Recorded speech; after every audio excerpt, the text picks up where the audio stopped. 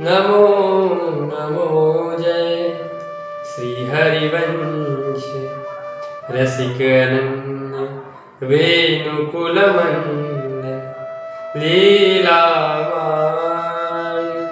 सरोवर हंस नमो जयति श्री वृंदावन सहज माधुरी रास विलास प्रशंस आगम निगम अगोचर श्री राधे चरण सरोज व्यास अवतंस नमो नमो जय श्री हरिवंश नमो नमो जय श्री हरिवंश। श्री हरिवंश श्री जी की और सद्गुरुदेव भगवान की अपार करुणा और कृपा से आज भी हमें भगवत चर्चा करने का सुयोग प्राप्त हो रहा है। आज हम इस चर्चा के सत्र में ठाकुर जी के एक भक्त का चरित्र सुनने का प्रयास करेंगे। आज हम जिस भक्त की चर्चा करने वाले हैं उनका नाम है श्री सखुबाई। सखुबाई जी का जन्म महाराष्ट्र के कृष्णा नदी के तट पर कराड़ नाम का ग्राम है, वो आज भी ग्राम है। इस कराड़ नाम के ग्राम में एक संपन्न विप्र कुल के घर पे उनका जन्म हुआ। जैसे कहा जाता है ना कि मोर तो चिते चिताया ही आता है। उसको जन्म लेने के बाद कोई उसके सौंदर्य में या फिर उसके पंखों में कोई रंग नहीं भरा जाता जो कि जन्म से ही लेके आता है। उसी प्रकार संत भी जो बनते हैं, संत कोई बनते नहीं है, संत तो चिते चिता ही आते हैं। वो तो भगवान के घर से, ठाकुर जी के जब घर से ही आते तो वो अपने साथ ही भक्ति लेके आए। तो इसी प्रकार सखुबाई जी जन्म से ही भक्त थी। ठाकुर जी के प्रति प्रेम, ठाकुर जी के प्रति समर्पण और ठाकुर जी के प्रति एक अपनापन सा रिश्ता था सखुबाई जी का बचपन से ही रहा। कुछ समय के बाद जब पहले तो बाल विवाह होता था, 12-13 साल के हो जाते थे तो ब्याह कर दिया जाता था। सखुबाई जी का ब्याह हुआ और उनका दुर्भाग्य ऐसा समझिए कि जिस घर में सखुबाई जी का ब्याह हुआ उस घर में भक्ति नाम की कोई चीज नहीं थी। जैसे होते ना एकदम, जैसे कलयुग में जैसे हिरण्यकश्यप का घर हो, ऐसे ही समझो। पूरे लोग राक्षस की वृत्ति के और भक्त प्रहलाद जी के जैसे अकेली सखुबाई भक्त। पर जैसे फिर भी सखुबाई इस बात को भी अपना क्या मानती थी, ठाकुर जी की कृपा मानती थी। बहरहाल भक्तों का, सच्चे भक्तों का यही लक्षण होता है। चाहे जीवन में अनुकूलता हो या चाहे जीवन में प्रतिकूलता हो, लेकिन भक्त उसे क्या मानता है, हमेशा ठाकुर जी की कृपा ही मानता है। कृपा के दो प्रकार होते हैं ना, एक तो होती है अनुकूल कृपा, एक होती है प्रतिकूल कृपा। अब कोई बोलेगा महाराज प्रतिकूल भी कृपा होती है क्या? तो हाँ, होती है। जैसे कि सब कुछ अनुकूल हो तो मनुष्य भजन में ही लगे, ये कोई जरूरी बात नहीं है। ऐसा ही देखा गया अक्सर। इसीलिए तो कुंती माता ने जब भगवान को मांगा, जब ठाकुर जी जा रहे थे द्वारका, तो जब ठाकुर जी ने कुंती माता को बोला कि बुआ आप जो चाहती है वो मांग लीजिए, तब चाहिए तो कुंती माता सब कुछ मांग सकती थी, लेकिन कुंती माता ने बड़े सोच समझ कर मांगा ठाकुर जी से। क्या मांगा? ठाकुर जी से कुंती माता ने मांगा कि मुझे क्या दीजिए आप? दुख दीजिए। दुख क्यों मांगा? क्योंकि जैसे कबीर जी कहते ना कि भाई दुख में सिमरन सब करे, सुख में करे ना कोई। माने कि अगर दुख मिला तो मैं भगवान का भजन करूंगी। हे वसुदेव, अगर दुख मिला तो मैं आपको सतत याद करती रहूंगी। माने ये भी क्या है? प्रतिकूल कृपा है। क्योंकि जब इंसान को दुख हो जाता है तभी इंसान ठाकुर जी की तरफ मुड़ता है।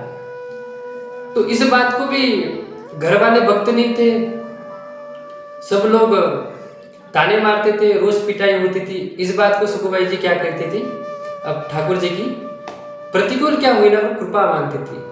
सखुबाई जी कहती थी, हे प्रभु आपने बड़ी कृपा करी है मुझ पे महाराज, अगर ये सब लोग अगर मुझ पे एकदम बेटी की तरह प्यार करते, एकदम सास एक बेटी की तरह प्यार करती, ससुर बेटी की तरह प्यार करते, तो मैं इन लोगों के प्यार में तो फंस जाती, फिर तो मैं संसार में अटक जाती। पर आपकी कृपा से ये सब लोग मुझे मारते हैं, पीटते हैं, गाली गलौज करते हैं, इस बात से मैं इस संसार से उभर रही हूँ। माने इस संसार से मुझे धीरे धीरे वैराग्य हो रहा है और मेरे आपके चरणों में मेरी प्रीति हो रही है।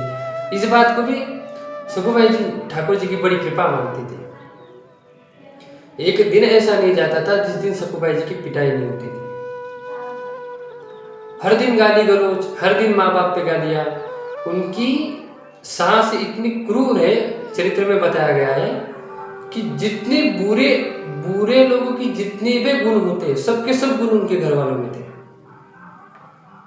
सास ससुर दोनों मिलकर बेटे को उकसा देते थे और बेटा भी जाके पीटता था। बेटा पीटता, सास पीटती, वो अलग। एक दिन ऐसा नहीं जाता था जिस दिन सखुबाई जी की पिटाई नहीं होती। और दिन रात कुल्लू के बैल जैसे दिन रात रात भर भी पूरा उनको काम करवाने में लगा देते थे जैसे कोई मशीन है। और भोजन भी पेट भर के नहीं दिया जाता था। अच्छे अच्छे पकवान, अच्छे अच्छे स्वादिष्ट भोजन, स्वादिष्ट व्यंजन घर में बनते थे। खुद सखुबाई उसको बनाती थी, लेकिन पानी के लिए उनको नहीं मिलता था। हमारा बड़ी, जब मैं ये पढ़ रहा था तब मुझे इतना बुरा लग रहा था कि एक हद भी होती है किसी को मतलब तंग करने की, त्रास देने की। इतनी सारी हदें इन लोगों ने पार कर दी थी। अब एक सोचो, बनाने अगर किसी को बोलोगे भाई तुम 56 भोग बनाओ और 56 भोग में से तुम्हें एक भी टुकड़ा नहीं मिलेगा, तुम कल की बासी रोटी खाओ, तो कैसा लगेगा उसको।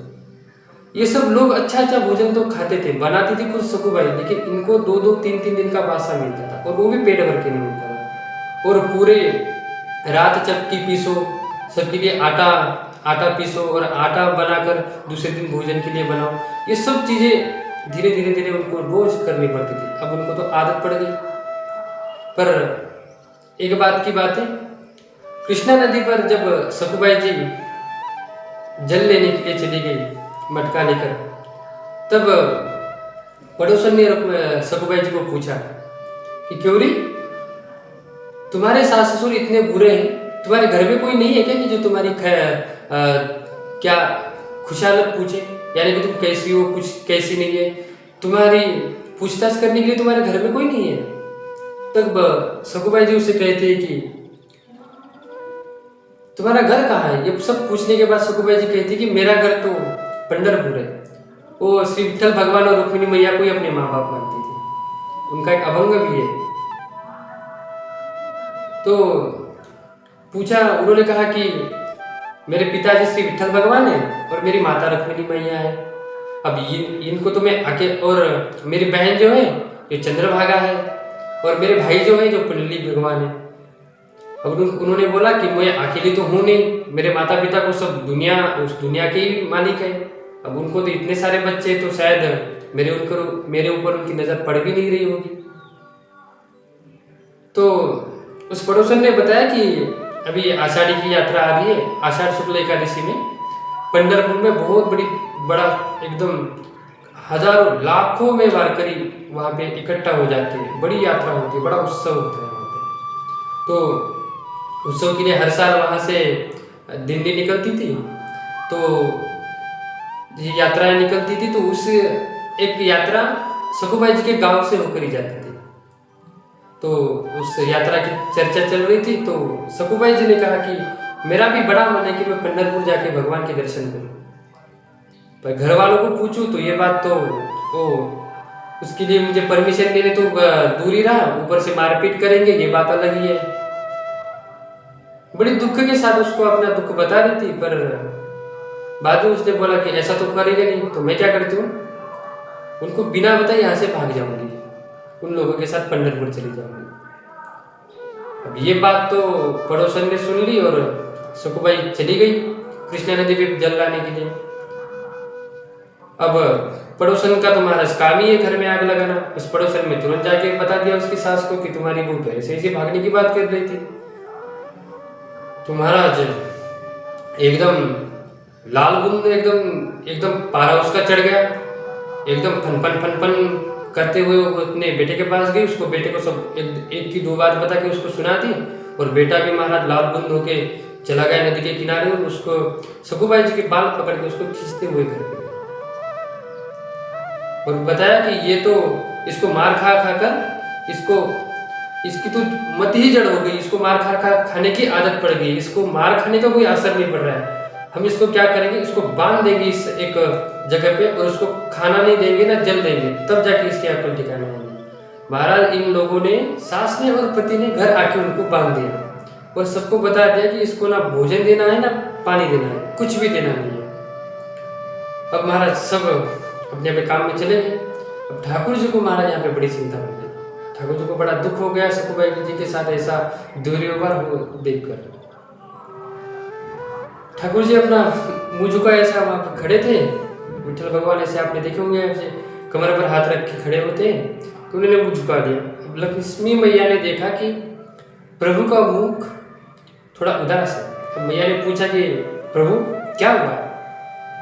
तब ठाकुर जी ने बताया कि रुक्मिणी, बताने इतना भी समय मेरे पास नहीं है। बोला ऐसा क्या हुआ। मेरी एक भक्त है सकू, उसके साथ इतना गलत उनके घर वाले कर रहे हैं, उसके साथ इतना दुर्व्यवहार उसके साथ हो रहा है, मुझे ये देख के बड़ी पीड़ा हो रही है। तो कहा कि मुझे उसकी मदद करने के लिए जाना होगा। और ठाकुर जी वहां पर सुंदर स्त्री का रूप लेकर वहां पर चले गए। अब महाराज जैसे वहां पे सखूबाई ठाकुर जी को याद करने लगी कि प्रभु मैं कितनी अभागन हूं, मैं आपके दर्शन करने के लिए भी पंढरपुर तक भी नहीं आ सकती। अब यहाँ पे भक्त ने ठाकुर जी का स्मरण किया और ठाकुर जी वहां पे तुरंत एक सुंदर स्त्री के वेश में वह प्रकट हुए और आवाज लगाया, सखू मैं पंढरपुर जा रही हूँ, तुम्हें नहीं चलना है। अब जैसे ही देखा महाराज सखूबाई जी अपनी असमर्थता को देखकर उदास हो गई और कहा कि मैं अभागन कहाँ ठाकुर जी के दर्शन करने जा सकती हूँ, देखो मेरा हाल। तब ठाकुर जी कहे कि ठीक है। ठाकुर जी के रूप में जो उसकी सखी आई थी सखू की, वो कहे कि ठीक है, एक काम कर, मैं यहाँ पे तुम्हारी जगह पे मैं यहाँ पे बंधन में बन जाती हूँ और तुम क्या करना, तुम पंढरपुर चली जाना। अब सखू कुछ कहती, तब तक ठाकुर जी ने उसके बंधन से मुक्त कर दिया और तुरंत ही अपनी माया से ठाकुर जी ने सखूबाई जी को पंढरपुर भेज दिया। और महाराज यहाँ पे ठाकुर जी अपने भक्त के लिए सखू का रूप लेकर यहाँ पे महाराज बंधन में बंध गए। जिनका नाम स्मरण करने मात्र से, जिनकी ध्यान मात्र से, जिनके दर्शन मात्र से जीव इस संसार के अनेक जन्मों के बंधन से मुक्त हो जाता है, वो ठाकुर जी, वो भगवान परमात्मा सखू के लिए बंधन में बंध गए। जब ठाकुर जी छोटे थे तब गोपियों के लिए ठाकुर जी ने उखल बंधन स्वीकार किया था। उसके बाद लेकिन तब छोटे थे, सबको सताते थे, इसलिए वो बंधन था। लेकिन आज का बंधन जो है ये एक भक्त के प्रेम के लिए है। ये बंधन महाराज अलग है। यहाँ पे ठाकुर जी खुद बंध गए। 8 दिन हो गए, 10 दिन हो गए, 15 दिन बीत गए महाराज, लेकिन सखूबाई जी के घर वाले के मन में थोड़ी भी दया नहीं आई। अब उसके पति ने देखा कि भाई ये तो 15 दिन हो गए इसको बंधे हुए, ना तो कुछ पानी पिया है ना कुछ खाया है, ऐसे में अगर ये मर गई तो बड़ा हंगामा हो जाएगा। वैसे भी लोगों के गांव में सब लोग हमें तो बुरा ही कहते हैं, अगर मर गई तो दूसरी शादी नहीं होने वाली। तुम्हारा थोड़ा उसको डर लगा और डर लगा इसलिए वो थोड़ा उनके निकट गया। लेकिन ठाकुर जी के निकट जाते ही उसके मन का थोड़ा परिवर्तन हो गया और सखू के मुख को देखकर उसको दया आ गई कि मैं इसको छोड़ दूं। और जाके सखू का बंधन तुरंत उसने छोड़ दिया। मतलब सखू रूपी जो ठाकुर जी बंधे हुए थे उनका बंधन छोड़ दिया और सखूबाई से कहने लगी, सखू हे प्रिय, मैंने तुम्हारे साथ बड़ा गलत किया है, मेरे माँ बाप ने भी तुम्हारे साथ बड़ा गलत किया है, मुझे क्षमा कर देना। और कहा कि तुम जाओ स्नान वान कर लो और अपना भोजन बना के कुछ खा लेना। अब पति की आज्ञा, बस अपना मनमुटाव दूर हुआ ऐसा दिखाकर पति की आज्ञा मानकर ठाकुर जी वहाँ पे चले गए, स्नान आदि कर लिया और सकू के रूप में पूरा घर का काम करने लगे। अब अच्छा भोजन बनाकर सकू ने तीनों को खिला दिया और अंत में महाराज जैसे उसने खिला दिया तब तो सासू को तो महाराज एकदम इतना स्वादिष्ट भोजन पाकर तो सासू का मन एकदम तृप्त हो गया और सकू की एकदम बढ़ाई करते करते भोजन पा लिए और अंत में सकू रूपी उस ठाकुर जी ने भोजन पा लिया। अब धीरे धीरे उन लोगों के मन का भी परिवर्तन होने लगा। अब महाराज उन लोगों के मन का परिवर्तन अभी भी नहीं होता तो फिर कब होता? आखिर तो ठाकुर जी आए थे तो परिवर्तन तो होना ही था।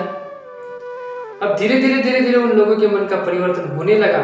यहाँ पे पंढरपुर में सकूबाई विचरण कर रही है, जहाँ जहाँ जा रही है सत्संग कथा कीर्तन बड़े बड़े जोर शोर से ठाकुर जी के नाम का गजर हो रहा है। वहाँ पे ताल बज रहे हैं, पखावज बज रहे हैं, बड़े जोर जोर से उत्साह में सब भक्तगण ठाकुर जी के नाम का बड़े जयघोष कर रहे हैं। इस आनंद को देखकर ठाकुर जी की इस नाम का इस सब गुण लीला का चिंतन, ये सब आनंद देखकर सकूबाई अत्यंत प्रसन्न हुई और मानने लगी, हे प्रभु मैं बड़ी भाग्यशाली हूँ, बड़ी कृपा कर दी आपने मुझे पंढरपुर ले आए। और अपने ठाकुर जी को मन में बहुत बार धन्यवाद देती हुई अब सकूबाई ठाकुर जी के मंदिर में जाए। ठाकुर जी का उस सावला सलोना रूप देखा, आहा क्या ठाकुर जी का रूप है। बड़े बड़े ये नीचे झुकाए हुए नेत्र, कर पे रखे ऐसे कमर पे रखे हुए हाथ, ये सब चीजें का वर्णन करते हुए जब सकूबाई ने ठाकुर जी का एक मनमोहन रूप देखा तब सकूबाई ने एक मन में अपने दृढ़ निश्चय कर लिया कि जब तक इस शरीर में प्राण है तब तक मैं यहाँ से इस पंढरपुर की सीमा से मैं बाहर नहीं जाऊंगी। अब सकूबाई ये सब भूल गई कि मेरी जगह पे कोई मेरी सखी वहां पे बंधी भी हुई है, सब संसार के सब बंधन सकू भूल गई और वहीं पे ठाकुर जी की कितनी कृपा है, कितनी बड़ी कृपा ठाकुर जी ने अपने हमारे ऊपर की है, ये सोच के मन में भाव विभोर होती जा रही है और अष्ट सात्विक भाव सकू के मन में आ रहे और अंतिम भाव जब सकूबाई जी के मन में आ गया और सकूबाई जी को अष्ट सात्विक भाव की वजह से शरीर एकदम जड़ पड़ गया और सकू के प्राण ठाकुर जी के चरणों में लीन हो गए। अब पड़ोसी के गांव के एक विप्र ब्राह्मण वहाँ पे ठाकुर जी के दर्शन करने आए थे। उन्होंने देखा कि ये तो अपने पड़ोसी गांव की सकू है। उन्होंने तुरंत पहचान लिया और उनको सब गांव वालों के सब भक्तगणों को बुलाकर सकूबाई का अंतिम संस्कार वहाँ पे चंद्रभागा नदी में करते।